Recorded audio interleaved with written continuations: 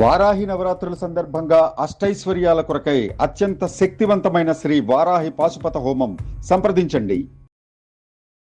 నమస్తే. కిరణ్ టీవీ భక్తికి స్వాగతం. నేను మీ స్వప్న. ప్రస్తుతం మనతో పాటు ఉన్నారు ప్రముఖ ఆధ్యాత్మికవేత్త, జ్యోతిష్య, వాస్తు పండితులు, గాయత్రి పీఠాధిపతులు బ్రహ్మశ్రీ ఇటికరాల సుబ్రహ్మణ్య శర్మ గారు. నమస్కారం గురుగారు. నమస్కారం అమ్మా. ఎలా ఉన్నారు? బాగున్నానమ్మా. గురుగారు, మీరైతే కనుక మాకు ఎన్నో విషయాలు తెలియనివి రాసుల పరంగా, నక్షత్రాల పరంగా అయితే మనం చెప్తూ వస్తున్నాం గురుగారు. ఇప్పుడు వచ్చేసి పితృదోషాల గురించి మాట్లాడుకుందాం. అసలు పితృదోషాలు అనేది పూర్వం ఇంతవరకు అయితే మనకు తెలిసి ఉండదు. ఇప్పుడు ఈ సోషల్ మీడియా వచ్చేపాటికి ప్రతి దోషాలకు కూడా పితృదోషాలు కనెక్ట్ అయ్యే ఎక్కువ మంది చెప్తూ ఉన్నారు. అసలు అది నిజమా కాదా ఈ సందేహాలు? అంటే చాలా మందికి ఏంటంటే అసలు ఈ పితృదోషాలు ఉన్నాయని మనకి ఎలా తెలుస్తుంది, ఇంట్లో ఎలాంటివి చూస్తూ ఉంటాం ఈ పితృదోషాల వల్ల, ముఖ్యంగా దశల వారీగా గురుగారు, అంటే వాళ్ళు బాల్యం నుండి వృద్ధాప్యం వరకు ఎలాంటి సందర్భాల్లో మనం ఎలాంటివి చూస్తూ ఉంటాం పితృదోషాలు ఉంటే కనుక, ఈ అన్ని విషయాలు కూడా మన ప్రేక్షకులకి చెప్దాం గురుగారు. Excellent question. ఎందుకంటే ప్రస్తుత కాలంలో ఎక్కడ చూసినా యూట్యూబ్లో అవచ్చు, ఇంకో చోట అవచ్చు, పితృదోషాల గురించి ఎక్కువగా జనాలు వింటున్నారు. వాళ్ళకి కొత్తగా ఉంది ఫస్ట్ వినేవాళ్ళకి. ఎందుకంటే ఎప్పుడు లేదు, మా నాన్నకు తెలియదు, మా తాతకు తెలియదు. ఈ మధ్య వచ్చి ఎవరు ఏ జ్యోతిషుడి దగ్గరికి వెళ్ళినా ఈ పితృశాపాలు అన్నాడు, సర్పశాపాలు అన్నాడు, కొత్తగా ఎక్కడి నుంచి వచ్చింది ఇది అనేటటువంటి ఒక కొత్త అనుమానం వస్తుంది చాలా మంది. ఇక్కడ సబ్జెక్ట్ ఏంటంటేనమ్మా, ఈ పితృదోషాలు ఎన్ని రకాలుగా ఇబ్బంది పెడతాయంటే అన్ని రకాలుగా ఇబ్బంది పెడతాయి. జాతకంలో ఈ పితృదోషాలని మేము ఎలా కనిపెడతామంటే, సాధారణంగా రవి దేనికి కారకుడు? పితృలకు కారకుడు. పితృ సంబంధమైన వ్యవహారాలన్నిటికీ కారకుడు, దోషకారకుడు రవి అనమాట. సో ఆ రవి ఎవరితో కలుస్తున్నాడో దాన్ని బట్టి వీళ్ళకి అసలు పితృశాపం ఉందా లేదా అని తెలుసుకుంటాం. రవి పాపగ్రహాలతో కలిసి ఉండడాన్ని పితృశాపాలుగా భావిస్తారనమాట. అది పర్టికులర్ రాశుల్లో ఉండడాన్ని. ముఖ్యంగా రవి ముఖ్యంగా కుజుడితోటి కలిసి ఉన్నా, రాహుతోటి కలిసి ఉన్నా, కేతువుతోటి కలిసి ఉన్నా, లేదా శనితోటి కలిసి ఉన్నా. నిజంగా చెప్పాలంటే రవి శని కూడా తండ్రి కొడుకులే అయినా కూడా వాళ్ళిద్దరూ కలిసి ఉండడానికి కూడా పితృశాపాలుగా మనం సూచించాలి. అది ఏ ఏ దశల్లో ఉంది, ఎక్కడ ఉంది, దాన్ని బట్టి మీరు ఇందాక అడిగారు చూసారు క్వశ్చన్లో, ఏ దశల్లో వీళ్ళకి పితృశాపం ఎలా వాళ్ళ జీవితంలో ఇబ్బంది పెడుతుంది అన్నాన్ని మనం జాతకంలో ఏ కాంబినేషన్ తోటి ఆ దశ ఉందో చూస్తే ఈ పితృశాపం వీళ్ళని ఏ కోణంలో ఇబ్బంది పెడుతుంది, చదువుక, ఉద్యోగానిక, వివాహానిక, సంతానానిక, రుణాలక, ఆరోగ్యానిక, వీటన్నిటికీ కూడా పితృశాపాలు ఇబ్బంది పెడతాయి. సాధారణంగా చాలా మందికి ఏంటంటే మంచి మంచి దశలు నడుస్తాయి, జాతకం చాలా బలంగా ఉంటుంది, కానీ విచిత్రం ఏంటో తెలియదు, కానీ వాళ్ళకి ఏది కలిసి రాదు.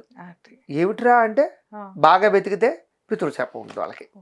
ఇక్కడ పితృశాపం వేరు, పితృదోషం వేరు. మళ్ళీ అర్థమైందా మీకు? పితృదోషం అనేటటువంటిది ఎలా వస్తుందంటే పూర్వీకుల నుంచి వస్తుంది అనమాట. దోషం అంటారు దాన్ని. అంటే చూడండి, మన పూర్వీకులు చేసే తప్పులన్నీ కూడా, పూర్వీకులు కొన్ని తప్పులు చేస్తూ ఉంటారు. వాళ్ళు ఏంటంటే ఆలయాలు బద్దలు కొట్టడం కానీ, ఎవరినైనా చంపడాలు కానీ, సూసైడ్లు చేసుకోవడాలు కానీ, లేదా పాము కాట్లతో కరిచి చచ్చిపోవడాలు కానీ, లేదా ఏదైనా ప్రమాదాలకి గురై యాక్సిడెంట్లకు గురై చనిపోవడాలు కానీ, సడన్ డెత్లు అవ్వడాలు కానీ, ఇలాంటి కారణాల చేత, లేదా విదేశాలు వెళ్ళి చనిపోవడాలు, అక్కడ కర్మలు జరగవు, ఇలాంటి కారణాల చేత, అనేక కారణాల చేత గతంలో ఎవరైనా సరే చనిపోయి ఉన్నట్లయితే కనుక, లేదా గతంలో పెద్దలు చేసిన పొరపాట్లు, తప్పిదాలు కూడా పితృదోషం కింద వర్తించి వీళ్ళ జీవితంలో తరతరాలు ఇబ్బంది పెడుతుంది. అది అంటే పితృదోషాలు వేరు, పితృశాపాలు వేరు. ఎస్, దోషం అనుకోండి గతం నుంచి వస్తుందన్నమాట. అందుకనే చూడండి, మనకి అటు 7 తరాలు ఇటు 7 తరాల జాతకాలు ఎందుకు చూడాలంటే, పూర్వం జాతకాలు ఎందుకు చూడాలనివారంటే అలాగా పితృశాపాలు వస్తాయి అని చూడమనివారు ప్రధానంగా. అది పెద్దగా నానుడిగా ఉండేది కాదు. అది పూర్వం ఏంటంటే ఒక 20-30 ఏళ్ల క్రితం వరకు కూడానమ్మా 100-50 మంది జాతకాలు చూసి పెళ్లిళ్ళు చేసుకున్నారు కాదు. అసలు 100-50 మంది పైగానే మేనరకాలు, రకరకాలు చేసేసుకోవడాలు, పేర్లు చూసి చేసేసుకోవడాలు, పొంతలు చూసి చేసేసుకోవడాలు, పావు ముంగీస అయిందా లేదా ఆవు మేక అయిందా, ఇలాగా కొన్ని రకాల జంతు పొంతలు తప్ప ఇలాగా మనకిలాగా అప్పట్లో జాతక చక్రాలు వేసుకోవడం కానీ, డేట్ ఆఫ్ బర్త్లు నోట్ చేసుకోవడం కానీ, పుట్టిన వెంటనే డేట్ ఆఫ్ బర్త్ టైము ఎక్కడైనా లేవు. అంటే జాతకాలు ఉండేవి కావు సాధారణంగా వీళ్ళందరికీ. ఇప్పుడు ఏదో మనం అడ్వాన్స్ అయ్యాం, హాస్పిటల్స్, సిజన్స్ వచ్చిన తర్వాత నోటింగ్ జరుగుతుంది కాబట్టి అందరికీ జాతకాలు ఉన్నాయి కాబట్టి ఇప్పుడు పెళ్ళిళ్ళకి ఖచ్చితంగా జాతకాలు చూసుకోగలుగుతున్నాం. కానీ ఒక 20-30 ఏళ్ల క్రితం వెళ్తే, 2000 సంవత్సరం క్రితం వెళ్తే అందరూ పూరీలు పాకలు, ఒక్కోసారి తగలబడిపోతూ ఉండేవి, వరదల్లో కొట్టుకుపోతూ ఉండడాలు, ఎన్నో ఇల్లులు మారడాలు, కాగితాలు పోవడాలు, ఇలా కారణాల చేత జాతకాలు 100లో 60 మందికి ఉండేవి కావు. అంచేత ఎవరికి పితృశాపాలు తెలియవు, సర్పశాపాలు తెలియవు, దోషాలు తెలియవు. ఏదో పెళ్లి చేసి చూసుకునేవారు, ఏదో నడిచిపోయేది. ఇప్పుడు అలా కాదు.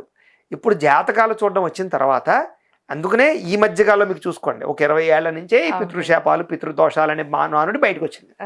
కారణం ఏంటి? అందరికీ జాతకాలు దొరుకుతున్నాయి, అందరివి చూడడం జరుగుతుంది కాబట్టి మనం వస్తున్నాయి.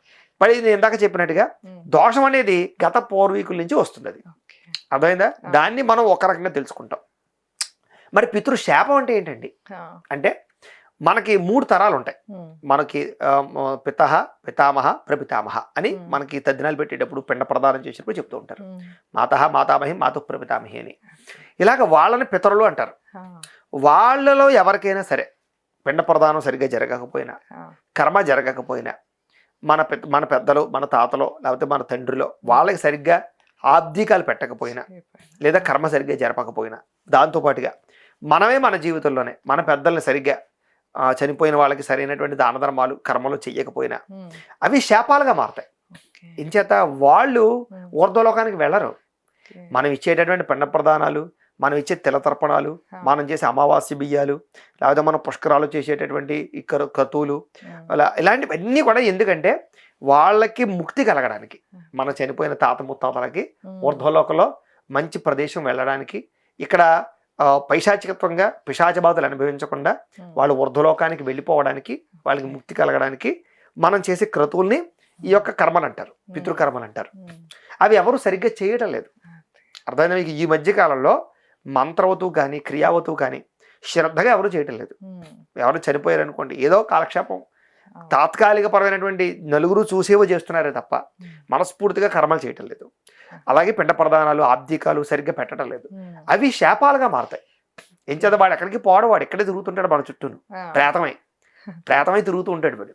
అందుకనే మనకి మామూలుగా పైశాచిక బాధలు అంటారు. పైశాచిక బాధలు అంటే ఏంటి? మనం చనిపోయిన వాళ్ళు పైకి వెళ్ళకపోతే వాళ్ళు పిశాచాలు అయి తిరుగుతూ ఉంటారు. వాళ్ళు మనల్ని ఏడిపిస్తున్నారు, రే నేను పైకి వెళ్ళలేకపోతున్నారా, నీ వల్ల నువ్వు సుఖంగా ఉంటున్నారా, నువ్వు ఆనందంగా పెళ్ళం బిడ్డలతో సుఖంగా ఉంటున్నావురా, ఎంజాయ్ చేస్తున్నారా లైఫ్ని అని వాళ్ళు బాధపడితే అది శాపంగా మారుతుంది. దాన్ని మీకు దాన్నే పితృశాపం కింద కన్వర్ట్ అయ్యి వాడికి రుణ బాధలని, ఆర్థిక ఇబ్బందులు, లేదా అనారోగ్య సమస్యలు, వివాహాలు అవ్వకపోవడం, పిల్లలు కలగకపోవడం, పిల్లలు అక్కడికి రాకపోవడం, గృహయోగాలు లేకపోవడం, అంటే శారీరక సుఖం ఏది అనుభవించడు వాడు, మానసిక ప్రశాంతత ఉండదు. అన్ని రకాల అంటే మనిషికి ఉండేటటువంటి అన్ని రకాల బాధలు పెట్టగలరు పితరులు.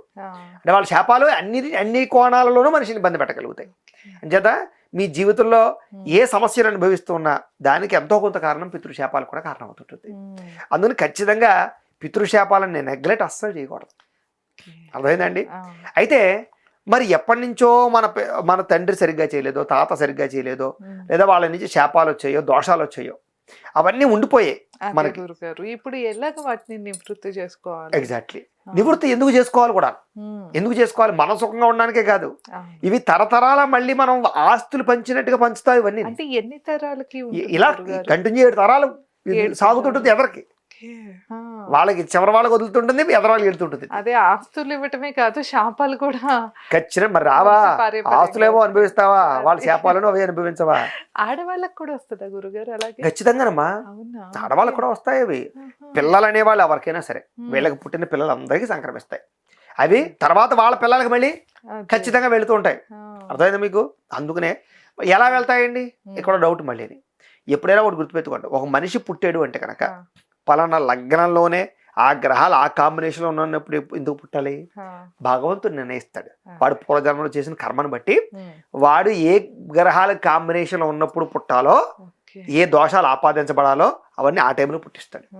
కాబట్టి పితృశాపాలు ఉన్నవాడికి ఈ రవి, శని, లేకపోతే కుజుడు నీచంగా ఉన్న సమయంలో పుట్టిస్తాడు. లేదా కలత్ర దోషం ఉన్నవాడికి, లేకపోతే రకరకాల కుజు దోషం ఉన్నటువంటి వాడికి, లేదా గతంలో జన్మలో వివాహాలు చెడగొట్టి, లేదా ఎవరన్నా విడగొట్టి, లేదా భార్యాభర్తలు విడదీసి, లేకపోతే పిల్లలని హత్యలు చేసి, పిల్లల్ని అత్యాచారాలు చేసో, పాడులు చేసో, ఇలాంటివన్నీ చేసినటువంటి వాడికి ఈ జన్మలో కుజు దోషం ఉన్నప్పుడు, కాలసర్ప దోషం ఉన్న సమయంలో పుట్టిస్తాడు భగవంతుడు. అర్థమైందా? మనకి ఎందుకు ఆ దోషాలు ఆపాదించబడతాయంటే మన గత జన్మలో చేసిన కర్మను బట్టి భగవంతుడు మనకి ఈ జన్మలో ఈ గ్రహాల కాంబినేషన్లో ఉన్నప్పుడు పుట్టిస్తాడు. అదే మనం అన్ని మంచి పనులు చేస్తాం దానికి కూడా లింక్ అయ్యి ఉంటుంది. ఖచ్చితంగా కర్మ సిద్ధాంతం మంది అదే. చేత లింక్ అయి ఉంటుంది అది. అదే మనం మంచి పనులు చేసాం అనుకోండి, అవును. మనకి ఆ దోషాలు ఏం లేకుండా మంచి గ్రహానుకూలతున్న సమయంలో మనం పుట్టిస్తాడు. అంతే. అర్థమైందా? ఇప్పుడైతే మనం సిజరన్లు చేసుకుంటున్నాం కానీ అవును. అది శాస్త్ర ప్రమాణం కాదు అది. అంటే ఇవన్నీ పక్కన పెడదాం, మనం పితృశాపాల గురించి మాట్లాడుకుందాం. ఈ దోషాలకి కారణం ఇన్ని రకాల దోషాలు. ఇది చదువు రాకపోయినా పిల్లలకి, ఉద్యోగాలు రాకపోయినా, వివాహాలు అవ్వకపోయినా, సంతానం కలగకపోయినా, అనారోగ్య సమస్యలున్నా, రుణబాధలున్నా, గృహయోగం కలగకపోయినా, వీటన్నిటికీ కూడా పితృశాపాలకి లింకే. ఖచ్చితంగా వాటి ప్రభావం ఉంటుంది. ఎంతో కొంత ఖచ్చితంగా చూసుకోవాలి మనం. అయితే దీనికి మనం ఎలా నివృత్తి చేసుకోవాలి అంటే, ప్రధానంగా దీనికి సంబంధించి నారాయణ బలి పూజ అని విశేషంగా చేస్తూ ఉంటారు. అయితే దీనికి 2 రకాల ప్రమాణాలు ఉన్నాయి. సాధారణంగా కొంతమంది ఏంటంటే ఈ మధ్యకాలంలో ఎక్కువ ప్రచారం క్షేత్రాల్లోకి వెళ్ళి చేయించుకోండి అని, గోకర్ణ క్షేత్రం అని, ఇంకొకటని, లేకపోతే బద్రీనాథ్ వెళ్ళండి, ఇంకో చోట, ఈ రకరకాలని చెప్తూ ఉంటారు. అయితే అవన్నీ కాదు. లెక్క ప్రకారంగా దీనికి శాస్త్రం ఒక ప్రమాణం చెప్పింది. వేదవతు మంత్రవతు చేసే క్రతువుకి ఎప్పుడైనా ఫలితం. ఆలయాలకు వెళ్ళడం తప్పు కాదు, కానీ దానికంటూ వేదం ప్రకారంగా, శాస్త్రం ప్రకారంగా ఏది చెప్పాడో అది చేసుకోకుండా వెళ్ళడం వల్ల ఏం ప్రయోజనం ఉండదు. దానికి ఏంటంటే మంత్రవతు పితృమేధ హోమ శాంతి అని విశేషంగా ఉంటుంది. అది దానికి పితృమేధ పన్నం అని ఉంటుంది. వేదానికి సంబంధించినటువంటి దాంట్లో అవన్నీ కూడా చదువుతారు మంత్రాలు. వాటి ద్వారా దానికి సంబంధించినటువంటి పితృదేవతలకు సంబంధించినటువంటి మండపారాధన చేసి, చక్కగా దానికి ఆహ్వానం చేసి, దానికి సంబంధించినటువంటి పరిహారాలన్నీ చేసి, దానికి సంబంధించినటువంటి దానాలు ఉంటాయన్నమాట. షోడశ దానాలు అన్ని కూడా చేసి, దానికి పిండ ప్రదానం అది చేసి, తర్పణాలు అవి చేసి, సంపూర్తిగా దానికి సంబంధించినటువంటి వాళ్ళని విముక్తి చేసేటటువంటి పరిహారం అంతా కూడా, శాంతి ప్రక్రియ అంతా కూడా చేస్తారనమాట. చేసి దానికి కొంచెం స్వయంపాక దానాలని ఇవన్నీ కూడా ఇవ్వడం జరుగుతుంది అనమాట. అలా చేయించడం వల్ల సంపూర్తిగా వాళ్ళకు ఉండేటటువంటి ఆ దోషం తొలగి వాళ్ళకి ఇక్కడ విముక్తి కలుగుతుంది. అంటే పితరులు ఊర్ధ్వలోకానికి వెళతారనమాట. ఆ నారాయణ బలి పూజ అది చేయడం వల్ల, ఆ ఉపనిషత్తులు, ఆ వేదపారాయణ చేయడం వల్ల, ఆ హోమాలు అవి చేయడం వల్ల, ఆ పిండ ప్రదానం చేయడం వల్ల, వీటన్నిటి వల్ల కూడా సంపూర్తిగా శాస్త్ర ప్రమాణంగా వాళ్ళకుంటే పైశాచిక బాధలన్నీ తొలగిపోతాయి. తొలగిపోతే ఎప్పుడైతే మనల్ని పైశాచికత్వ బాధల నుంచి వదిలగొట్టేమో అప్పుడు ఆ శాపం పెట్టిన పితరులే ఆశీర్వచనం చేస్తారు. నువ్వు సుఖంగా ఉండరా బాబు, ఇక నుంచి నువ్వు హ్యాపీగా ఆనందంగా పిల్ల పాపలతో బర్దిల్లు, నీకు ఏ దోషాలు లేకుండా ఉండుగా కానీ వాళ్ళు ఆశీర్వచనం చేస్తారు.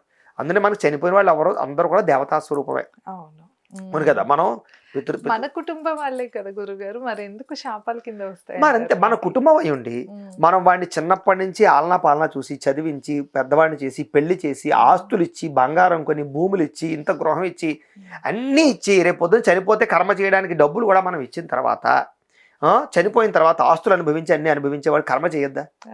10 రోజులు 11 రోజులు కర్మ చేయలేడా వాడు? మైలు పట్టలేడా? సంవత్సరానికి ఒక్క పూట దద్దరం పట్టలేడా? మరి ఇంకెందుకు పిల్లలు?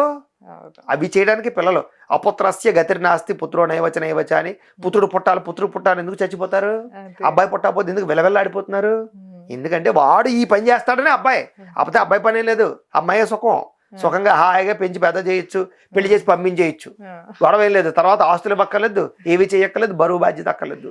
ఇంచేత అబ్బాయి పుట్టాలనుకుంటారంటే వృద్ధాప్యంలో చూస్తాడని, చనిపోయాక పిండం పెడతాడని, తెల్ల తర్పణాలు ఇస్తాడు, సంవత్సరం ఒకసారి తద్దినం పెడతాడు, మనం ఊర్ధ్వలోకాన్ని వెళ్ళడానికి వాడే కారణం అవుతాడని అబ్బాయి కావాలని వెలవెల్లాడిపోతారు ఎవరైనా సరే. అంతే తప్ప ఇంకోటి ఏం కాదు. అంచేత మరి అలాంటి ఆశతోటి అబ్బాయి కోసం జీవితాంతం వయసు ఉన్నంతసేపు కూడా ప్రాకులాడి కష్టపడి ఇన్ని తిండి తినక వాడి కోసం ఇన్ని ఆస్తులు పోగు చేసి ఇచ్చినప్పుడు ఏంటి తండ్రిగా మాత్రం కర్మ చేయలేడా? తప్పు కదా అది. మరి అలాంటప్పుడు వాడు బాధపడ్డాలో తప్పే ఉంది. వాడు వరదలో కానీ వెళ్ళటం లేదు, మరి ఏం చేస్తాడు? వాడు పైశాచికత్వం అయిపోయి పడుతున్నాడు వాడు. అదైతే మీకు అందులో కాకుల రూపంలో, ఆ రూపంలో తిరుగుతున్నారు. ఇప్పుడు మీరు చెప్తున్నట్లు ఓకే గురుగారు, మీరు చెప్పింది కొడుకులు ఉన్న వాళ్ళకి, అదే కొడుకులు లేని వాళ్ళకి ఎలాగా? కొడుకులు లేని వారికి దౌహిత్రుడు అంటే కనుక, ఇప్పుడు అమ్మాయి ఉంది, అమ్మాయికి పుట్టినటువంటి మనవడు ఉంటాడు, అబ్బాయి పుట్టినట్టు చూసారా, మనవడు అవుతాడు. మనవడు కర్తృత్వం చేయాలి దానికి, లేదా అల్లుడైనా చేయొచ్చు. అల్లుడు కూడా కొడుకు సమానుడు. మనకి సాధారణంగా 5 పుత్రులు ఉంటారు, అందులో ఒక పుత్రుడిగా మన అల్లుడిని కూడా స్వీకరిస్తాం అనమాట. అందుకనే అల్లుడికి కాలుగడి కన్యాదానం చేసిన తర్వాత అల్లుడికి కూడా ఇంట్లో హక్కు ఉంటుంది, సర్వ హక్కులు ఉంటాయి. తండ్రి కొడుకు తర్వాత కొడుకు అంతటి వాడు అల్లుడు అనమాట. అందుచేత అల్లుడికి హక్కు ఉంటుంది. ఖచ్చితంగా అల్లుడైనా చేయొచ్చు, లేదా మనవడైనా చేయొచ్చు, వాళ్ళకు కూడా ఆ ప్రభావం ఉంటుంది. అందుకనే కనీసం అబ్బాయి పుట్టకపోయినా అమ్మాయి పుట్టినా సంతోషిస్తారు. అందుకనే ఎందుకంటే అల్లుడి రూపంలోనైనా సరే వాళ్ళకి కర్మ జరుగుతుంది కాబట్టి. అవును. అదే అప్పుడు అందులో ఆస్తులన్నీ ఎవరికి వెళ్తున్నాయి? ఇప్పుడు ఆడవాళ్ళకి కూడా ఖచ్చితంగా ఈ పితృశాపాలు ఖచ్చితంగా తగులుతాయి. అయితే అందుకనే వాళ్ళకు కూడా సంక్రమిస్తాయి. అదే మరి ఇప్పుడు అబ్బాయి లేడు, ఆస్తులన్నీ ఎవరు తీసుకుంటున్నారు? కూతురాలుడే కదా అనుభవించేది మనవాడే కదా. అవును. ఏదైతే ఆస్తులు తీసుకుంటున్నారో వాడు కూడా బాధ్యతలు తీసుకోవాలి కదమ్మా. అంచేత వాళ్ళకే వెళ్తాయి. బాధ్యత ఎవరికి ఉందో వాళ్ళకే పితృశాపాలు వెళ్తాయి తప్ప ఈ ఇరుగు పొరుగు వాడికి ఎందుకు వెళ్తాయి? వాడితో సంబంధం ఏంటి? అంటే ఎందుకంటే ఈ పితృదోషాలకు కానీ వీటి పరిహారం చేయించుకునేటప్పుడు ఎక్కువ శాతం ఏంటంటే మగవాళ్ళు వాళ్ళ వైపే కదా అనుకుంటూ ఉంటారు. ఓహో, ఆడవాళ్ళ వైపు కూడా అటు కూడా 7 తరాలు ఖచ్చితంగా చూసుకోవాలి. ఆడవాళ్ళు కూడా దీనికి సంబంధించినటువంటి దోషాలు ఉంటాయి. కాకపోతే అది ఎప్పుడంటే ఆడవాళ్ళకి ఎప్పుడు సంక్రమిస్తుందంటే వాళ్ళ ఇంట్లో వాళ్ళకి అన్నదమ్ములు లేని ఆడపిల్లలకి సంక్రమిస్తాయి సాధారణంగా. అన్నదమ్ములు ఉన్నారనుకోండి, ఫస్ట్ వాళ్ళ మీద ప్రభావం చూపిస్తాయి. కాబట్టి ఫస్ట్ మగవాళ్ళు లేని వాళ్ళకి ఆడవాళ్ళకి సంక్రమిస్తాయి తప్ప ఉన్న వాళ్ళకి కాదు. కాబట్టి అది ప్రధానమైనటువంటి పరిహారం అనమాట.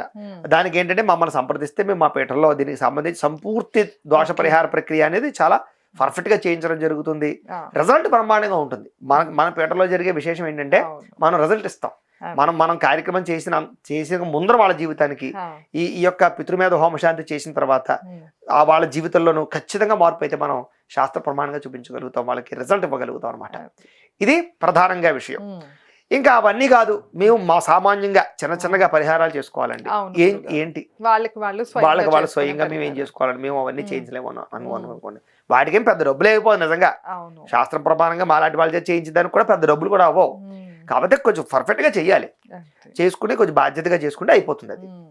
అది పెద్ద అసలైన విషయం. అది ఇంకా మామూలుగా దాంతో పాటుగా వాళ్ళు చేసుకోవాల్సింది ఏంటంటే కనుక ప్రతి అమావాస్యకి కూడా పితృతర్పణాలు ఖచ్చితంగా ఇవ్వాలి. తెలుసా, ఇప్పటికీ మాలాడి గ్రామాలలో మా షావుకారులు కానీ వాళ్ళ చేత ఖచ్చితంగా వాళ్ళు ఇస్తారు. మేమందరం కూడా దానికి ఖచ్చితంగా వ్యవహారం నడుపుతాం అనమాట. అంటే ప్రతి అమావాస్య కూడా పితృదేవతలకు సంబంధించినటువంటి రోజు అది. ఆ రోజు పితృతర్పణాలు ఇచ్చి సంకల్పం చేసి పితృతర్పణాలు ఇచ్చి స్వయం పాకం ఇవ్వాలి. స్వయం పాకదానం బ్రాహ్మణులకు ఇవ్వాలి. అలా ప్రతి అమావాస్య చేసుకుంటూ వాళ్ళు చనిపోయిన రోజున ఒకటి ఉంటుంది. ఆ రోజున ప్రత్యేకంగా ఆబ్దేకం పెట్టడం కానీ లేదా నదీ తీరానికి వెళ్ళి పిండ ప్రదానం చేయించడం కానీ లేదా అవన్నీ చేయించలేకపోయినా కూడా కనీసం వాళ్ళ పేరుతోటి చనిపోయిన వాళ్ళ పేరుతోటి ఒక 10 మంది పేదలకి భోజనం మీ చేతితో పెట్టాలి. డబ్బులు ఇచ్చేసి తిరే కాదు, అవసరమైతే మీరే చేసినా పర్లేదు, లేకపోతే క్యాటరింగ్ తెప్పించుకోవాలి. దగ్గరగా ఆకులు వేసి మీ చేతితో ఆయన్ని తలుచుకుని పెద్దలను తలుచుకుని వడ్డించడం. ఇలా చేసినా కూడా అన్నశాంతికి మించినటువంటి మరొక ఇది లేదు. అధ్యత ఆ రకంగా చేయడం, ఇవన్నీ చేసుకుంటూ ఉన్నా కూడా వాళ్ళకు ఉండేటటువంటి పితృదోషాలు పోతాయి. అలాగే గయాశ్రయార్థం అంటారు. అంటే సాధారణంగా గయ్యలో పిండ ప్రదానం చేయాలి. అంచేత అప్పట్లో మన పెద్దవాళ్ళు చేసినా చెయ్యపోయినా లేదా మీరు కర్మ సరిగ్గా చేసినా చెయ్యపోయినా కూడా ఇప్పటికైనా సరే ఒక్కసారైనా గయ్య వెళ్ళి త్రిగయ్యలు అన్నారు మనకి. అంచేత ఏంటంటే మొట్టమొదట ఇక్కడ పాదగయ అనేటటువంటిది పిఠాపురంలో ఉంటుంది. పిఠాపురంలో కూడా పాదగయ క్షేత్రంలో పిండ ప్రదానం చేయొచ్చు. రెండవది మధ్యగయ ఏంటంటే నాభిగయ అంటారు, అది మనకి కాశీ దగ్గర ఉంటుంది. అక్కడ మనం గయ అంటారు కదా, అక్కడికి వెళ్ళి పిండ ప్రదానం చేయొచ్చు. మూడోది బ్రహ్మ కపాలం, అది ఎక్కడ ఉంటుందంటే మనకి బద్రీనాథ్ దగ్గర ఉంటుంది అనమాట. బద్రీనాథ్ దగ్గర బ్రహ్మ కపాలం ఉంటుంది. అంటే బ్రహ్మ కపాలం పడిపోయినటువంటి ప్రదేశం అనమాట. అక్కడ కూడా పిండ ప్రదానం చేస్తారు. ఈ 3 ప్రదేశాల్లోనూ పిండ ప్రదానం చేసినా కూడా వెలుకొండే పితృశాపాలు సంపూర్తిగా తొలగుతాయా అని ప్రసిద్ధి. కాబట్టి అది కూడా చేసుకోవడం చాలా ఉత్తమం. అది చేసుకుంటే ఖచ్చితంగా వీళ్ళ జీవితాల్లో మార్పులు వస్తాయి. ఈ ప్రభావాలు వీళ్ళ జీవితంలో పడకుండా ఉంటాయి. పితృదోషాల ప్రభావం. రెండోది వీళ్ళ తరతరాల నెక్స్ట్ పిల్లలకి అవి సంక్రమించకుండా ఉంటాయి. మీరు పిల్లలకి ఆస్తులు ఇవ్వడం కాదు, దోషాలు ఇవ్వకుండా ఉంటే చాలు. ఆస్తులు వాళ్ళు సంపాదించుకుంటారు. మీరు ఆస్తులు దోషాలు ఇచ్చారనుకోండి, ఆస్తులను ఉపయోగం లేదు, అవన్నీ పోతాయి వాళ్ళకి. అవునవును, కొందరికి ఎందుకంటే మనం చూస్తూనే ఉంటాం గురుగారు, ఎంతో ఆస్తి ఉన్నా కూడా పెళ్ళవ్వదు, సంతానం కలగదు, ముఖ్యంగా అభివృద్ధి వాళ్ళ సొంతంగా అభివృద్ధి అనేది ఉండదు. ఇదే కారణం. అందుకనే నేను ఏం చెప్తున్నానంటే మొట్టమొదటి మాలాంటి వాళ్ళకి ఫోన్ చేసి జాతకాలు చూపించుకోండి. మీకు ఏ సమస్య ఉన్నా ముందర జాతకం చూపించుకుంటే అందులో దోషం ఏంటో తెలుస్తుంది.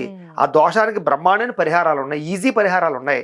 మేము చెప్తాం, చక్కగా చేసుకోండి, తొందరగా బయటపడతారు, తొందరగా లైఫ్ లో అడ్డంకులు తొలుగుతాయి, ఎదుగుతారు.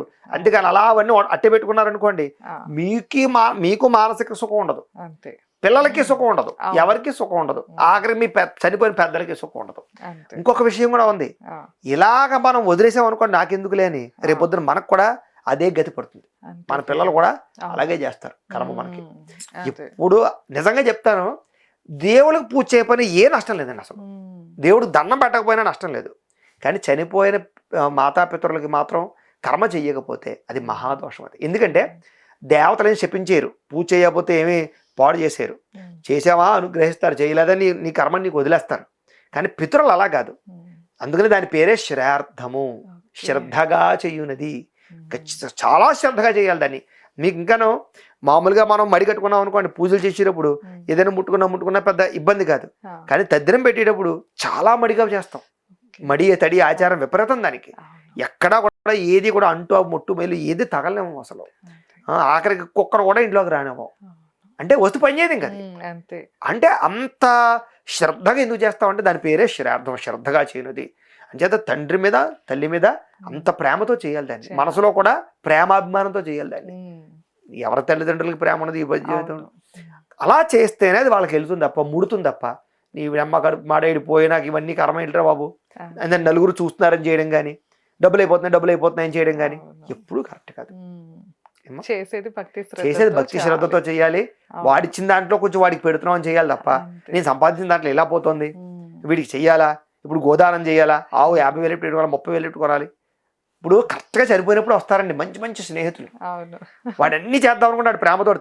తండ్రి కోసం తండ్రి మీద ప్రేమతోటి గోదానం, సువర్ణదానం, రౌప్య దానం, చక్కగా అన్ని దానాలు చేద్దామని సిద్ధం చేసుకుంటాడు. ఎవడో వస్తాడు, ఎరా ఇవన్నీ ఇచ్చేస్తున్నావు ఎందుకురా, బేమలు తినేస్తారు, పట్టుపోతారు, అమ్మేసుకుంటారు, ఎందుకు నీకు ఆడు చేయలేదు వీడు చేయలేదు, మా నాన్నపోతే నేను చేయలేదు, నీకు ఆ బేమలు అలాగే చెప్తారు రా, వాళ్ళు చెప్పినన్ని చేసేస్తావేటి అని చెప్తుంటారు. వీడు చేద్దామని మనసు ఉన్నవాడు అన్ని రెడీ చేసుకున్నాడు కూడా ఇలాంటి పాటలు విని ఎందుకులే అనుకుంటా పోయినాడు ఇలాగ పోయాడు రా బాబు, ఇవన్నీ ఆడిపోయి చెప్పి ఇవన్నీ తగలెడేస్తావు ఎందుకు, ఇవన్నీ మొన్నమ్మకాలా అని చెప్పాడు. అక్కడ వస్తాడు, రకరకాలు చెప్తాడు. అర్థమైందా? చెడగొట్టడానికి ఆ సమయంలో అందరూ వస్తారు. అది చూసి వీళ్ళు చెడిపోతూ ఉంటారు. చేస్తే అదే చెప్తున్నాను, ఖచ్చితంగా అవి చేయడం వల్ల వాళ్ళకి రిజల్ట్ అయితే కనపడుతుంది. తెలుసా మీకు? అంతెందుకు, మనిషి చనిపోయినప్పుడు గో వృషోత్సర్జనము అని ఒక అద్భుతమైన క్రతువు ఉంటుంది.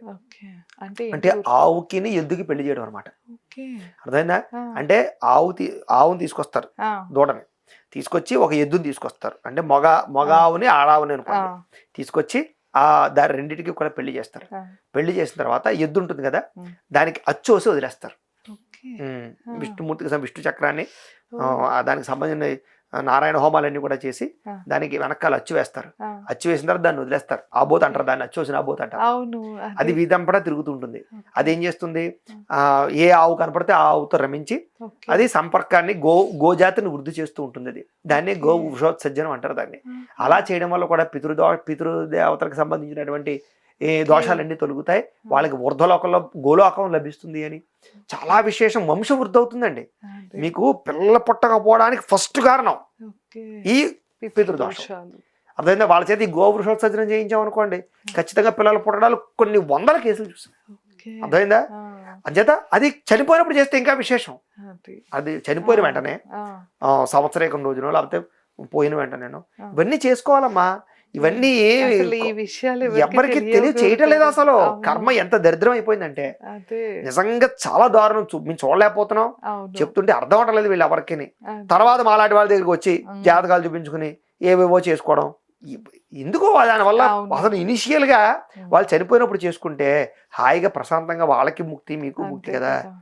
వాళ్ళ మాట వీళ్ళ మాట అవన్నీ చెడిపోవడం, పెద్దలను పాడు చేయడం, మీరు పాడవడం, మీ పిల్లల్ని పాడు చేయడం తప్ప ఏముంది ఇందులో?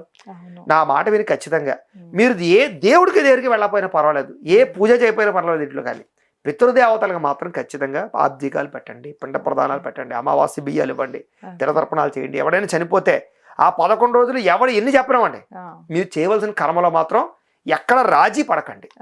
పోయితే పోయింది అనుకోండి, అంతే తప్ప రాజీ పడకండి. ఏ లక్షలు కోట్లు నష్టాలు లేవు వచ్చేయండి. అర్థమైందా? ఇంతటి చేసి దాంట్లో శుభ్రంగా కర్మ చేయండి. అది మీకు ఖచ్చితంగా మీ జీవితంలో చాలా అద్భుతమైన జీవితాన్ని మీకు ఇవ్వబోతోంది. తప్పకుండా గురుగారు, ఇంత క్లియర్ గా చెప్పినాకైతే ఎందుకు వినరు? సో విన్నారు కదా, పితృదోషాల గురించి అయితే కనుక గురుగారు ఎన్నో తెలియని విషయాలు అయితే మనకు చెప్పారు. ఇప్పటిదాకా అయితే నేనైతే వినలేదు, మీకు కూడా అలాగే అనిపించింది అని నేను అనుకుంటున్నాను. తప్పకుండా కామెంట్ సెక్షన్ లో ఈ వీడియో ఎలా అనిపించిందో తెలియజేస్తూ, మీరు ఎలాంటి సమస్యలతో ఇబ్బంది పడుతున్నారు, ఒకసారి నేరుగా గురుగారిని సంప్రదించాలి అంటే స్క్రీన్ పైన స్క్రోల్ అయ్యే నెంబర్కి కాంటాక్ట్ చేయండి. మన వీడియోని అయితే లైక్ చేయండి, షేర్ చేయడం అయితే మర్చిపోకండి. ధన్యవాదాలు. నమస్కారం గురుగారు. నమస్కారం అమ్మా.